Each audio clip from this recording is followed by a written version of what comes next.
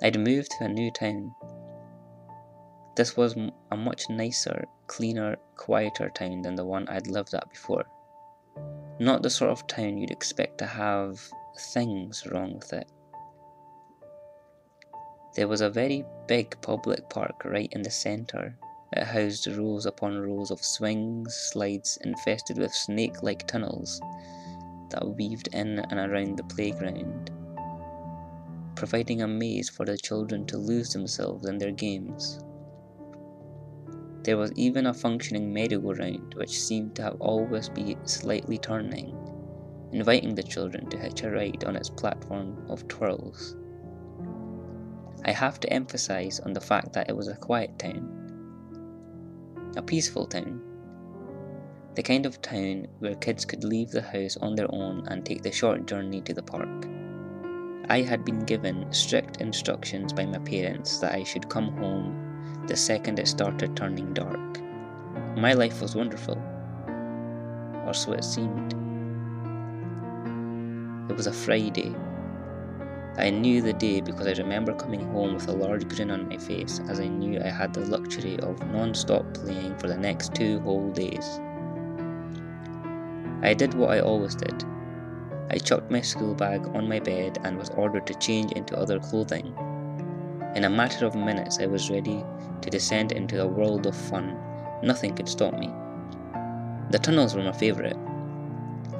It was so easy to get lost in them, which made great fun for playing hide and seek with my only 2 friends, Billy and Tom. They were both in my class, and we, like many 8-year-olds, loved any game that filled us with pure adrenaline. We were going to play murder. I don't expect anyone to know this game, we made it up.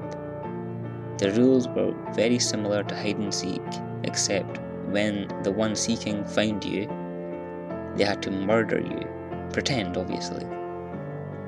It was nearly winter, as I remember being slightly cold as I wormed my way around the tunnels, furiously trying to find a perfect hiding spot. Billy was the seeker. Tom had hidden behind the merry-go-round. I was alone. It must have been maybe 10 minutes, which for an 8-year-old felt like a year, when I decided to do what all kids do when they got bored: give up.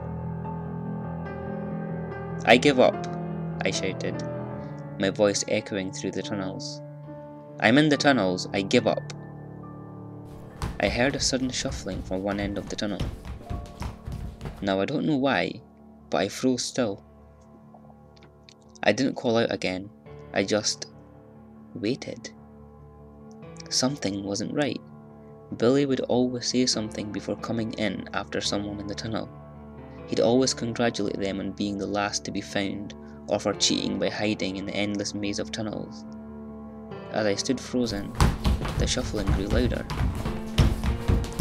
I couldn't tell, it was starting to get dark outside as the tunnel slowly began to lose any light in them, slowly but surely dropping into the darkness.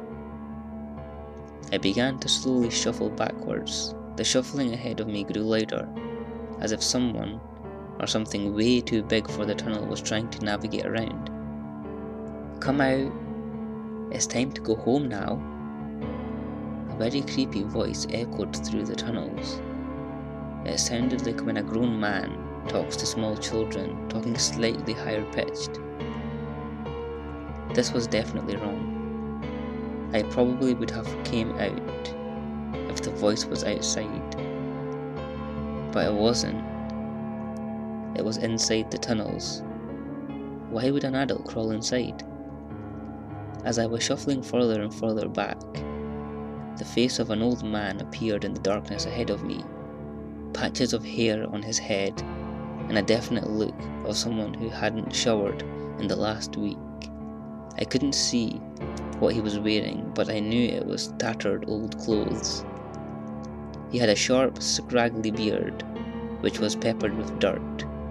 The second we made eye contact, he just smiled at me, revealing his filthy, unbrushed teeth, which had blotches of brown and black covering them entirely. I panicked. turned around and began shuffling on all fours as fast as I could, the shuffling behind me growing louder and quicker. He was chasing me. I sped through the maze for what felt like an eternity. I only stopped when my legs refused to move anymore. I'd taken so many twists and turns that even I was completely lost. "I don't want to hurt you. I just want to talk," the voice echoed through the tunnels. I could tell he was nearby. I pressed my body against the bottom of the small, narrow tunnel and listened. He continued to make soft cooing noises, begging me to come out and present myself to him. I lay in the tunnel for hours. No exaggeration. Even after I heard him curse to himself and angrily force his way around the tunnel, I continued to wait. Thoughts raced my mind of me coming out the tunnel only to be met by the same smile that once greeted me. In the darkness of the tunnel, I could make out blue flashing lights on the outside. I heard frantic voices calling 3 names repeatedly: "Billy, Tom, Michael."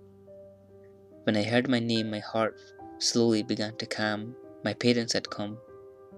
I easily shuffled out of the tunnels, guided by the wet dirt scrapings along the walls of the tunnel, the way the man must have gone.